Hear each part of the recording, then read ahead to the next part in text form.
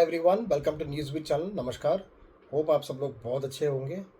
आज हम दो बहुत इंपॉर्टेंट टॉपिक पे बात करने वाले हैं और ये बहुत ज़्यादा इंपॉर्टेंट है, इसलिए मेरा आज का वीडियो जितना शेयर कर सकते हैं उतना करिएगा। पहला टॉपिक है इंडिया, रशियन ऑयल और यूएस, और दूसरा टॉपिक है क्या फिर कोई टूल किट यूज़ हो सकता है इंडिया के अंदर। तो हम पहले टॉपिक पे आते हैं, और मैं तभी आपको बोल रहा हूँ कि मेरा आज का वीडियो जितना शेयर कर सकते हैं उतना करिएगा, क्योंकि ये देश के लिए बहुत इम्पोर्टेंट है और दोनों चीज़ें समझने बहुत इम्पोर्टेंट है, स्पेशली द सेकंड टॉपिक जो इसमें हम डिस्कस करेंगे। अब पहला टॉपिक जो है वो है ऑयल के ऊपर, जहाँ पे इंडिया है, रशियन ऑयल है और यूएस है। अब सारा डायनामिक समझ में आ रहा है, और इसलिए मैं बोलता हूँ जियो पॉलिटिक्स वो बच्चों की चीज़ नहीं है। आपको कहीं ना कहीं बहुत डीप जाना पड़ता है और समझना पड़ता है, सोचना पड़ता है कि क्यों क्या चीज़ें हो रही है। अनफॉर्चुनेटली बहुत कम लोगों को इस बारे में समझ में आता है कि जियो पॉलिटिक्स में हो क्या रहा है। ओके, ऑयल के बारे में बात करते हैं। अब मैं आपको एक चीज़ समझाने की कोशिश करूँगा, वो है कि यूएस जो है उसने टैरिफ लगाए हुए हैं इंडिया के ऊपर, क्योंकि वो बोलता है कि आप रशियन ऑयल परचेज़ कर रहे हैं जो रशिया को हेल्प कर रहा है, क्योंकि आप पैसा यहाँ से भेजते हैं, आप ऑयल परचेज़ करते हैं और वो यूक्रेन के वॉर में रशिया को हेल्प कर रहा है। वो पैसे से वो अपने और भी चीज़ें करते हैं। अब इसमें समझना ये चीज़ ज़रूरी है कि क्या ये असली में वही कारण है जो यूएस को परेशान कर रहा है। एक बहुत बड़ा खुलासा आपके सामने मैं करने वाला हूँ, और इसको समझ के देखिएगा, सोचने की कोशिश करिएगा कि और लिंक करने की कोशिश करिएगा। वो ये है कि टॉप 10 वर्ल्ड के ऑयल रिजर्व्स में इंडिया कहीं पे भी नहीं है। आपका टॉप पे मेरे ख्याल से वेनेजुला है, फिर आपके कुछ मिडल ईस्ट कंट्रीज़ हैं जैसे यूएई हो गए, कुवैत हो गया, ईरान हो गया, इराक हो गया, लेकिन इंडिया कहीं पे भी नहीं है टॉप 10 ऑयल रिजर्व्स कंट्री में। अब दूसरी तरफ आप जाके देखिए जहाँ पे ऑयल सप्लायर्स हैं। अब नॉर्मली तो आप सोचोगे यार जिसके पास ऑयल रिजर्व्स हैं, राइट, अगर मेरे पास आज की तारीख में ऑयल है तो सबसे टॉप पे या टॉप 10 पे मैं ऑयल सप्लायर्स में से भी होऊंगा। अगर आप ऑयल सप्लायर्स का लिस्ट देखेंगे, टॉप पे यूएस बैठा हुआ है और सेकंड नंबर पे इंडिया है विद समवेयर 70 मिलियन डॉलर्स का कुछ ऑयल सप्लायर है। तो आप समझने की कोशिश करिए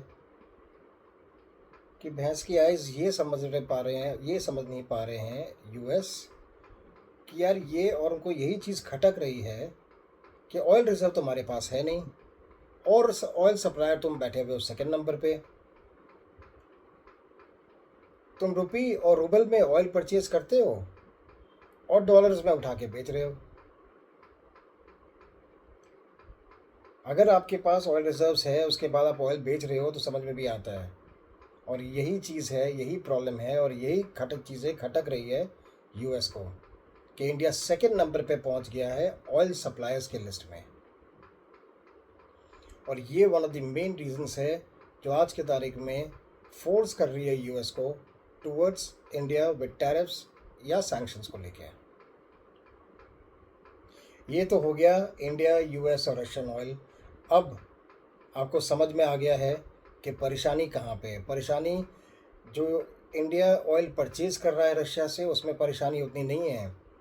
आप ऑयल सप्लायर के लिस्ट में सेकंड नंबर पे आ गए हो, परेशानी वहाँ पे है। सेकंड पॉइंट पे आते हैं, और मैं फिर बोल रहा हूँ कि ये वीडियो प्लीज़ शेयर करिएगा, और सभी भारतवासियों को मैं सावधान करना चाहता हूँ, और हम सब लोग को सावधान होना पड़ेगा, क्योंकि यूएस फिर यूज़ कर सकता है कोई टूल किट। एंड अनफॉर्चुनेटली हमारे देश में भी कुछ ऐसे लोग हैं जो थोड़ा बहुत यूएस को सपोर्ट कर देते हैं, शायद साथ भी मिले हुए हैं, राइट। आप हम सब लोग को पता है, और आप शॉक्ड होंगे ये सुनकर कि ये कोई कोइंसिडेंस नहीं है कि जैसे हमारे यहाँ कुछ नेता कहते हैं वैसे ही कुछ दिन पहले प्रेसिडेंट ट्रंप के trade and manufacturing adviser Peter Navarro ने कुछ टिप्पणी की थी रिच फैमिलीज ऑफ इंडिया को मेंशन करके। अब भाई साहब, इंडिया में भी रिच फैमिलीज़ को लेके कुछ लोग बोलते रहते हैं, और ये कोइंसिडेंस नहीं हो सकता है कि ये बात यूएस भी बोल रहा है। तो ये समझना बहुत ज़रूरी है। अब थोड़ा पीछे हिस्ट्री पे जाते हैं। हिस्ट्री ये कहता है कि जब जब यूएस के मंसूबे पूरे नहीं हुए हैं, यूएस ने टूल किट यूज़ किया है। एंड मेरे ख्याल say that is one of the reasons कि यूएस इकनॉमी जो है आज के तारीख में ब्लड मनी पे रन करती है। और ये बहुत पहले से, ये हिस्ट्री में आप उठा के देखेंगे तो बहुत टाइम से ये चला आ रहा है। ये ऐसा नहीं है आज की कोई बात है। अब आप यूक्रेन का एग्जांपल ले लीजिए। यूएस का एक ही मकसद है, किस कंट्री को एक्सप्लॉइट कर सकते हैं और अपना बेनिफिट पा सकते हैं। इससे ज़्यादा उसने हिस्टोरिकली आज तक कुछ भी नहीं किया है। यूक्रेन में देखिए आप, 80% जो जनता है वो ख़त्म हो गई है। Half of its population has fled the country, right. और उस कंट्री को बोल रहे हैं कि हम आपको सिक्योरिटी गारंटी देंगे। बहुत अच्छी बात है, सिक्योरिटी गारंटी दीजिए आप, बट आपको एक काम करना पड़ेगा, आपको 100 बिलियन वर्थ ऑफ वेपन्स हमसे खरीदना पड़ेगा। अब ये कैसा क्लॉज आपने डाल दिया है कि आप सिक्योरिटी गारंटी दोगे लेकिन हमें 100 बिलियन ऑफ वर्थ वेपन्स आपसे परचेज करना पड़ेंगे। और ये पैसा कौन देगा? ये भी यूएस डिसाइड कर रहा है। ये पैसा भी कौन देगा? यूएस ने डिसाइड किया कि यूरोपियन यूनियन और नेटो मेंबर्स देंगे। और तभी कुछ वीडियो में पहले मैंने आपको बोला था कि नेटो मेंबर्स भी कैसे नाखुश हैं यूएस से। अब आप बोल रहे हो कि सिक्योरिटी गारंटी मैं दूंगा, 100 बिलियन वर्थ आपको वेपन्स खरीदने पड़ेंगे, वो यूरोपियन यूनियन और नेटो मेंबर्स फंड करेंगे। तो आपने तो ज़िंदगी भर यही किया हुआ है, हर कंट्री के साथ आपने ये किया हुआ है। अफ़गानिस्तान के साथ क्या किया आपने, आप हम सब लोग को पता है। जबकि वो होना नहीं चाहिए था, वो होना चाहिए था पाकिस्तान के साथ, क्योंकि पाकिस्तान में छुपा और बैठा था ओसामा बिन लेदेन। लेकिन आपने आज की तारीख में तहस नहस कर दिया अफ़गानिस्तान को।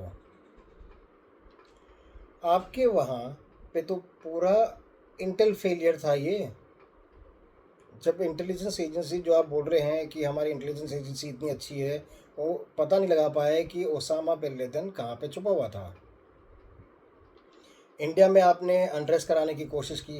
ये जो बिडेन साहब थे पहले, शाहीन बाग इंडिया में हुआ, मणिपुर भी जला था, मणिपुर भी हुआ। बांग्लादेश में आपने क्या किया? बांग्लादेश में आपने अप्रेस्ट करवा दिया युद्ध के बीच में, और वहाँ पे आपने फोर्स से क्या किया, गवर्नमेंट चेंज करवा दिया। तो जहाँ जहाँ आपकी बात नहीं बनी है वहाँ पे आपने कोशिश की है।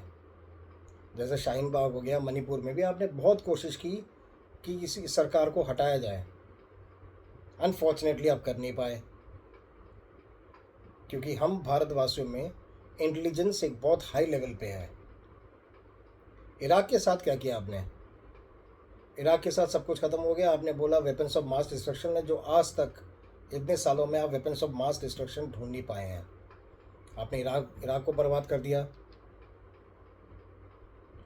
और जब इमरान खान, वो हमारे पड़ोसी मुल्क जो है पाकिस्तान, इमरान खान रशिया से क्लोज़ होने लगे थे, उनके साथ क्या किया वो भी पता है। वहाँ पे भी आपने टूल किट यूज़ किया, और आज इमरान खान जेल में है। और मैं आपको फिर बोल रहा हूँ, फिर सावधान कर रहा हूँ, ये रीस्टार्ट करेंगे। इनको जो प्रेशर टैक्टिक्स अप्लाई करना था इंडिया के ऊपर, वो सक्सीड नहीं हो पाए हैं। ये सोच रहे थे 25% टैरिफ, 50% टैरिफ लगा के इंडिया को दबा देंगे, but India has responded very well. और इनको ये समझ में आ गया कि वो टैक्टिक्स अब काम नहीं कर रहे हैं, और ये कहीं ना कहीं कोशिश कर रहे होंगे, ये कहीं ना कहीं प्लानिंग चल रही है कि कोई ना कोई टूल किट अब यूज़ करेंगे to destabilise the government, to destabilise India. And the tragedy is कि हमारे यहाँ पॉलिटिशियंस अपने देश में हैं who have sold themselves for small political gains. And don't be surprised. And if you see another toolkit happening in India, ठीक है, आप समझ जाइएगा and blame these internal politicians जो different type of propaganda फैलाते हैं पब्लिक में। Right? जो बोलते हैं कि जो हाँ में हाँ मिलाते हैं और बोलते हैं कि इकनॉमी डेड हो गया इंडिया का। आप क्या कर रहे हो? आप यूएस को हेल्प कर रहे हो, आप उनके साथ मिलके कोशिशें कर रहे हो कुछ करने की। एंड ये क्या क्या कर रहे हो आप against India, you are doing these things आपके पर्सनल गेन्स के लिए। मेरा आपसे रिक्वेस्ट है, अगर आप देखें कुछ टाइम में अनरेस्ट आ रहा है कंट्री के अंदर, प्लीज़ रिमेंबर, ये वो गवर्नमेंट है जो एक सुपर पावर के सामने खड़ा हुआ है, वो भी डट के। और वो क्यों खड़ा हुआ है? वो हमारी हेल्प करने के लिए खड़े हुए हैं कि पब्लिक को नुकसान नहीं हो, और हम झुकेंगे नहीं। ये वो गवर्नमेंट है which has done a lot of good things, ठीक है? और अगर कुछ अनरेस्ट हो रहा है टूल किट के थ्रू, तो प्लीज़ उसमें मत पड़िएगा। प्लीज़ अंडरस्टैंड, वो डिस्टेबलाइज करने के लिए किया जाएगा। ये वही देश है, ये वही गवर्नमेंट है which has taken up the guts to stand up to the world after 65 odd years. हमने तो 65 साल में नहीं देखा ऐसे किसी सरकार को पहले करते हुए। And to be really honest, it was all nuisance and failure initially. So again, whether it is internal, please understand कि country, I mean for these people जो internally बोलते हैं डेड इकनॉमी है, जो अगेंस्ट इंडिया बात करते हैं, please understand, for them, उन लोग के लिए कंट्री जो है एक mean of fulfilling their personal ambitions है और कुछ भी नहीं है। मैं फिर आपको बोल रहा हूँ, in the next few months अगर आपको दिख रहा है कहीं पे अनरेस्ट होते हुए, तो समझने की कोशिश करिएगा, ट्राई टू अंडरस्टैंड कि उसके पीछे कौन हो सकता है, एंड सडनली चीज़ों में चेंजेस कैसे आ गए। Do not be a part of this toolkit carried by some internal politicians and some countries which are living on blood money. उनका तो काम ही ये है, और हिस्ट्री कहता है कि हर जगह उन्होंने ऐसे ही काम किए हैं, और वो ब्लड मनी के ऊपर ही जिंदा है आज की तारीख में, और आज भी वो यही चीज़ करने की कोशिश कर रहे हैं।